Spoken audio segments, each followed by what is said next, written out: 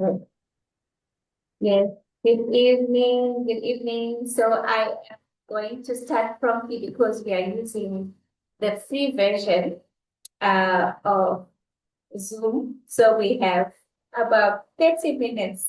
So I do not want to waste any seconds, which means if anybody comes on board, they'll just join us.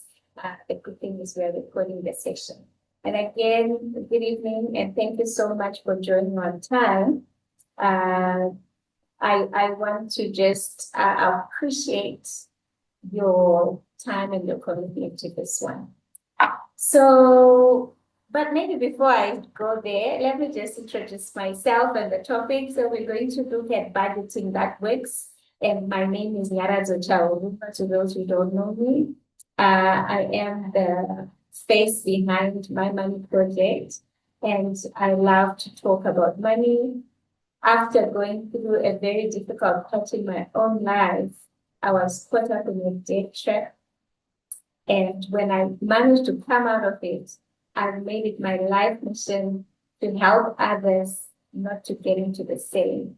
And what makes it funny, or is that I am an accountant, and there's that assumption that accountants know it all when it comes to money. But unfortunately, that was not the case. So I struggled a lot, and I do not want to see any others struggle. So to get us started, I will just give you a brief rundown of what we are going to go through this evening. We will start off with a quick reflection, and this one will require all of us to just interact. We will look at why most budgets fail. We will look at reframing the budget or the whole process of budgeting. We will look at different frameworks of budgeting, and we will also look at what budgeting makes possible, why we insist on budgeting. I know not everyone is keen or enjoys the whole thing about budgeting, but we just want to demystify that and show the benefits of budgeting. And after that, we'll look at the next steps. But before I get started, I want to hear from you guys. Do you currently budget? And if you do you budget monthly, occasionally, or you never budget? So I want you to just put it in the chat. I'll have to stop sharing so I can see the chat. But I just want to hear from you guys. Do you budget? And if you do, how often?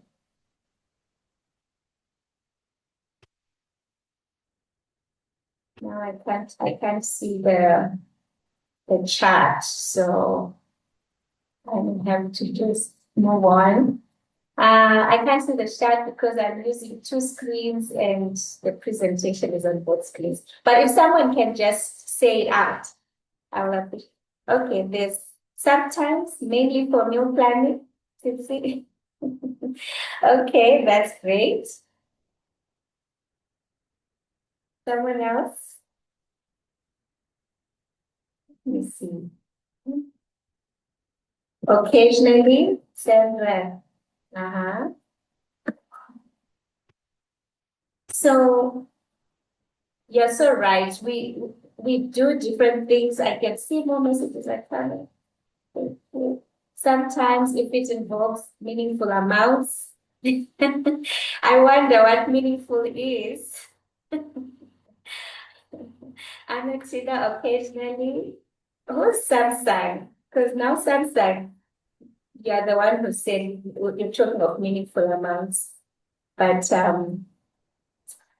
yeah, that's okay. So we will move on. And Yulilia say she budgets in her head. You bite in your head. Yes, we're going to talk about you people who budget in your head.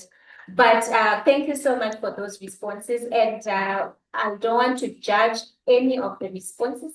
And that is why we are here, right, to discuss. But before I even say much, I want to take us back to the Word of God in the Bible.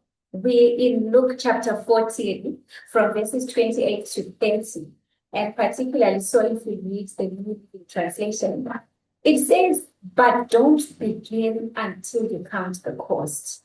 And what it's just saying is, don't even start to spend. Don't, in this case, it's saying, don't start to build whatever you want to build until you have budgeted and you know you have a plan for your money. For who would begin construction of a building without first calculating the cost to see if there is enough money to finish it?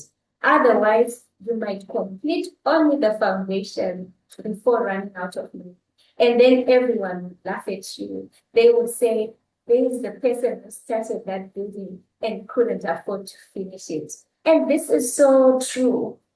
It's funny that it is in the Bible, it's said like that, but it is so true. There are some things, and probably this comes to the one who mentioned, Sansan, I don't get your name, but who mentioned that maybe for big amounts, then I will budget. So I'm assuming maybe for construction purposes, you want to really see how much your house is going to cost before you start building. And so it applies in everything else that we do.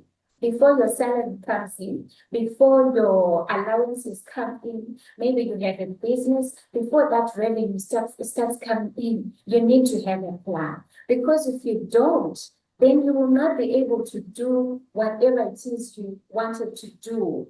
And people will laugh at you.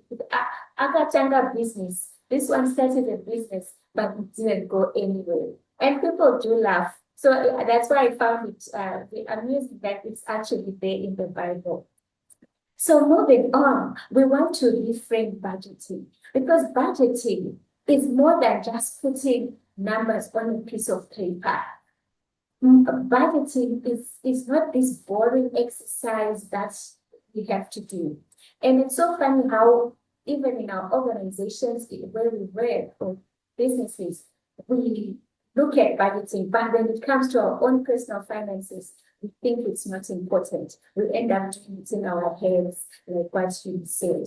But budgeting, in a nutshell, is telling your money where it should go instead of wondering where it went. So you already plan for it. And I'm saying a budget is a plan for your money before you spend it. So it's not a record. It's not for you to be checking. Of course, you can then use it for that, but initially it's a plan for your money. And maybe if the word budgeting is boring and intimidating, you'd rather say your financial plan. So it's a plan for your money. It's a tool for aligning money with your priorities. So you may have different priorities from another person. And this is evident when you see people, you find someone spends a lot of money doing car racing, for example. And for them, that is a pride, that is something that they enjoy doing. But when we look at it, we're like, this is wasting money. But for them, that is a priority, or this is something that they have already set their funds for or to do. And we cannot then judge them. Or you find someone buying ice cream. What a waste of money. But some people actually think it's important for them to eat ice cream. And when that happens, it means they have also budgeted for it. And so it's important for you to set aside, to plan for your money. Many people earn money but don't experience peace. And why is that? Because they do not budget. So the budgeting process will allow you to spend without guilt. It will allow you to save with intention, and it will enable you to say no without stress. Sometimes, and especially, in our Black culture, we have the Black tax aspect. People come and say, because you are the one who's working, you're probably the only one who's working in your family. So everyone is looking at you. But when we have a budget, and you said in your budget, only $500 is going to go towards latex. And if you have done that, If somebody else comes when you've exhausted the $500 budget, you are able to say no without stress. So that is what the budgeting process helps to do. I hope we are still together. And I'll try to leave time to go through any questions that you may have. So please put them in the chat. I will address those as we go. So I want to talk about the budgeting framework, which I feel is important. So instead of saying you have received $1,000, and for the sake of this presentation, we will assume all of us have $1,000 that we receive. So instead of us just saying, okay, from this $1,000, I'm going to pay my rent, $300. I'm going to buy my food, $200. I'm going to pay the school fees, $100, and then the money is finished. We want to budget with purpose. And that is the uniqueness I just want to present to you today. And when we talk of purpose, I want to focus on four important aspects. The first one being provision. Provision are the needs. Needs are the things that keep life running. In other words, these are the things that you cannot do without.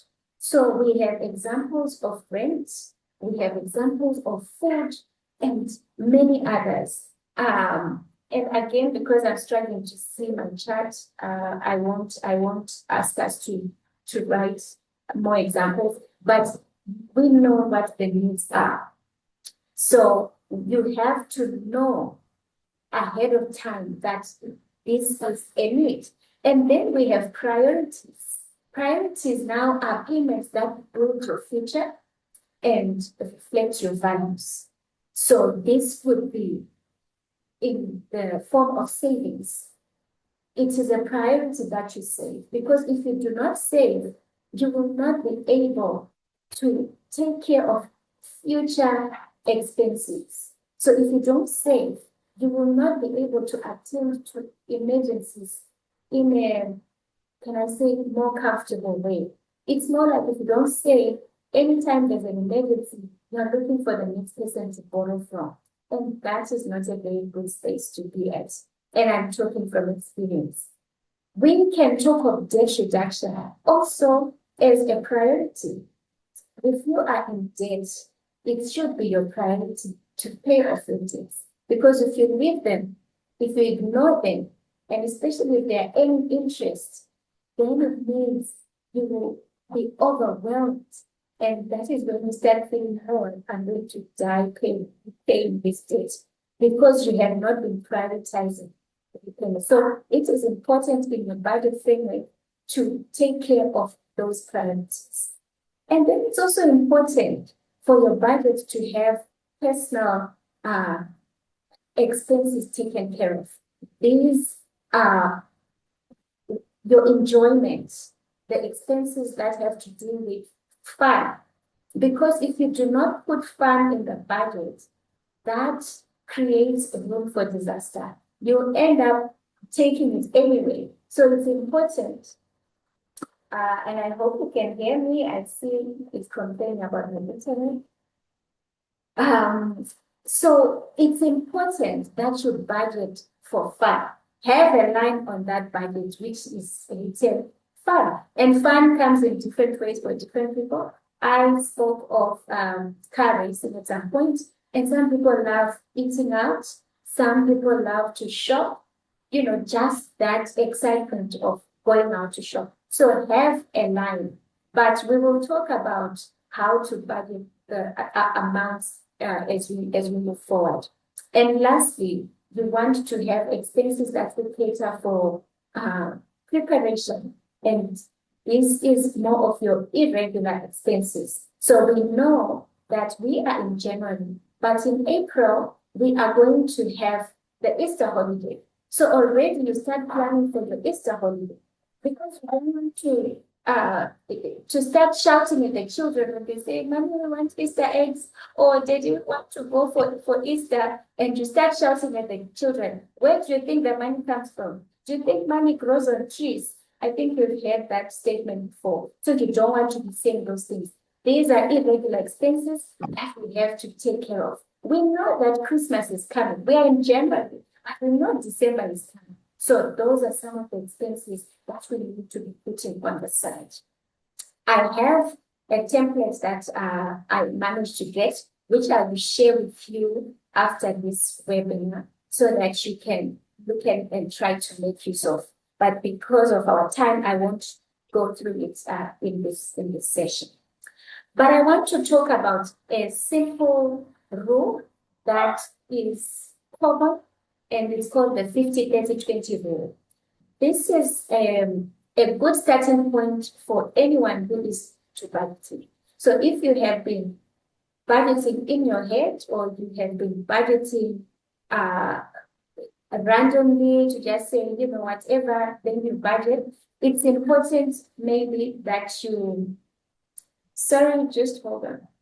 It's not okay. Okay, but I hope you guys can hear me. Please give me a thumbs up if you can hear me.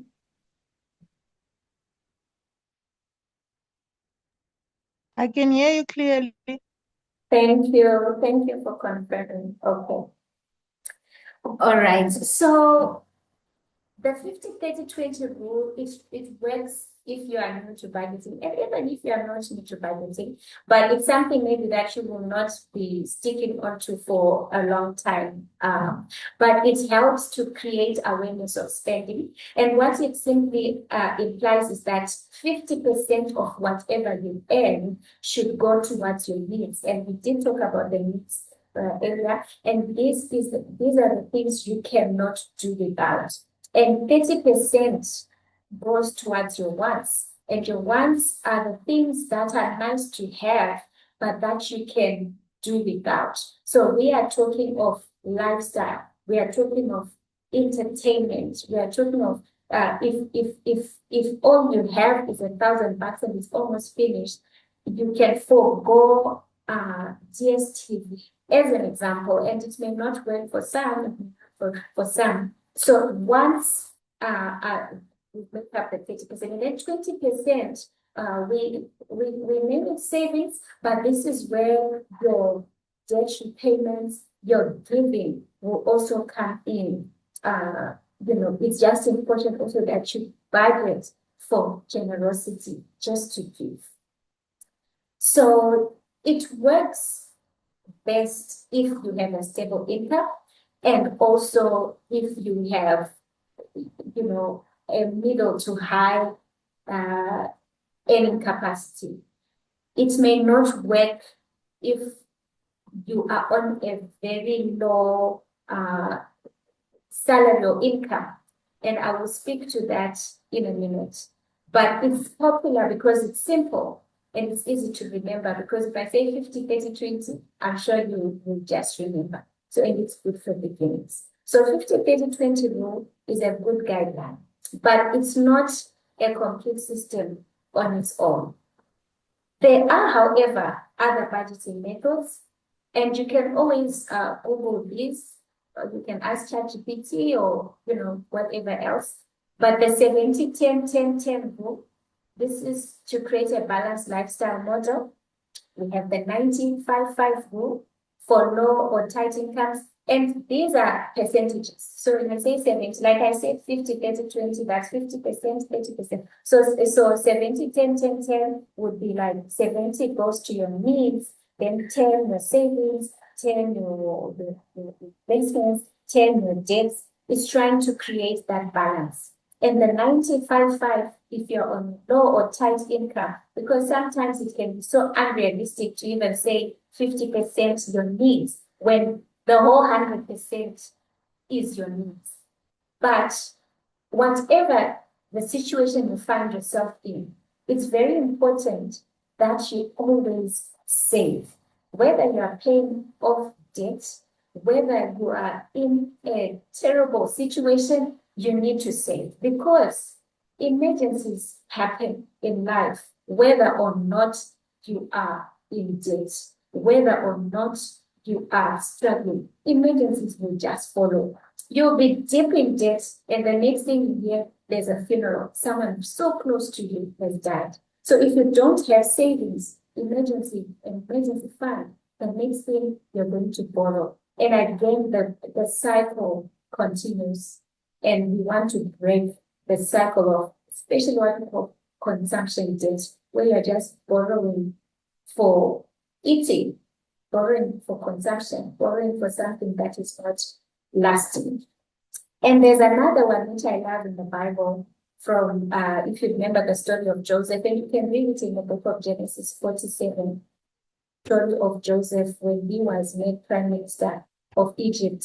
And he says a rule that of whatever he produced, 20% should go to Pharaoh, because he knew that they will have 7 years of plenty, and there was going to be a 7 years of drought that was going to follow. And it happens with all of us, if we are to look at it, that there are times when you are earning very well, consistently, your money is coming, but there are times when you may have to stop working. Maybe you lose your job, or maybe you grow old and you're no longer working. Looks like our meeting, I'm just thinking that our meeting is coming to an end soon, but we will be done. So it's important now, when this one is normally, it's good if you have a stable income, or if you have a growing and consistent income. It's important that you set aside 20%. And if you look at it, this is the highest I have seen on these models to save. You want to put aside money. Now, there are a lot of questions that are maybe coming. Where do I save the money? How do I decide where I fit in? Yeah. And then now just looking at why most budgets fail. Most budgets fail because they ignore reality, or sometimes they are too tight. Like I was saying, make sure you budget for fun, because if you don't, it will fail. Make sure that you are budgeting before you start spending the money, like the scripture we read. Because when you now look at the budgets, when the money is finished, then budgeting fails. So it's important that you work with a real life budget. You know yourself, and some people use templates.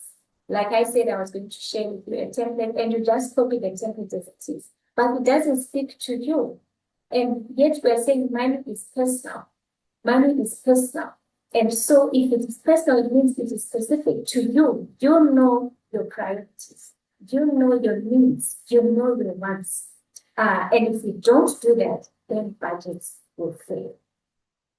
And most people refer to look at the last bullet there. Most people will budget once and they never review, because it's important that when you budget, you look at it next month. You don't keep budgeting and you know that this budget is not working, but you keep using the same template. Some people budget in their heads, and this, I did not write it after you can see it.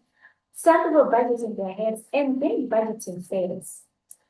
And then some people have no one to support them, and budgeting fails. But budgeting is good in that it reduces stress and anxiety. I can speak for myself, because when I was not doing this, I really struggled. I struggled to sleep. Even the confidence, you won't have confidence when you're in decisions. I would just be borrowing, but sometimes I was so embarrassed and so ashamed, because as I said, I'm an accountant, and you find this accountant is not able to manage their own personal funds. So budgeting will give you peace of mind. And I do not want anyone to underestimate the power of peace of mind. Yeah, especially if you've gone through the most stressful moments, you would appreciate peace of mind when it comes. And so budgeting makes it possible for you to have peace of mind. The last slide I had said most people don't fail because they don't know what to do, but they fail because they try to do it alone.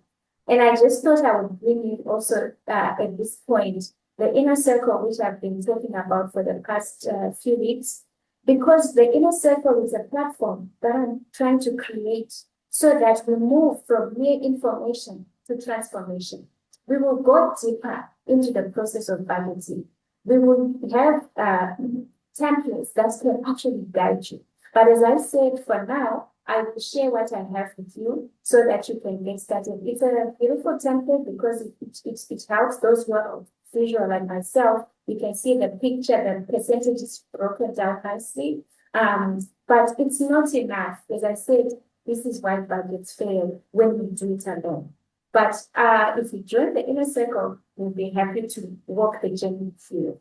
And this is all I had in the time that we have. If you have any information, any information that you may want, please feel free to send me a WhatsApp on that number. I'm more responsive on WhatsApp than on a call, so please do reach out. And I will stop here, but I also want to entertain the questions because I was not able to see if anyone, so let me.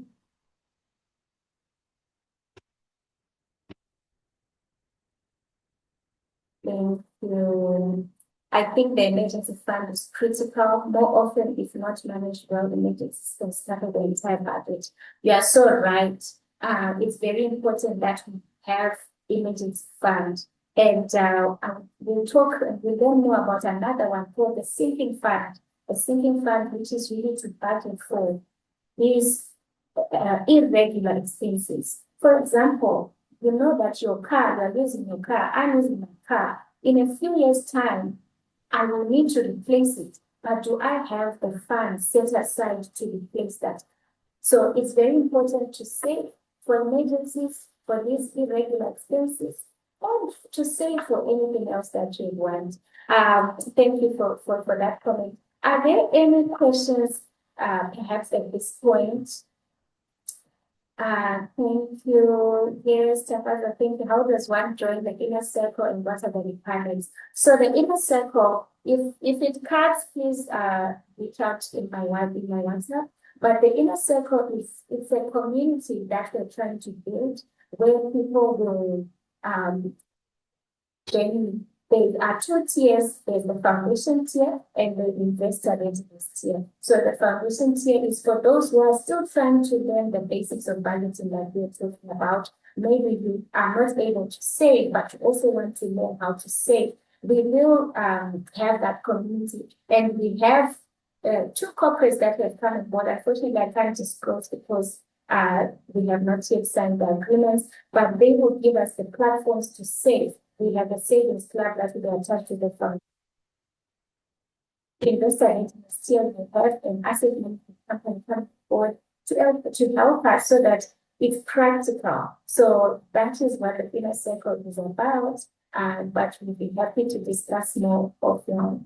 So can these same principles be used in business budget? Definitely. But said, you know, with a business, it may be a bit different because there are many types of budget models that can be used. We also have things like the zero-based budget, which start from zero, or we have other templates that we do.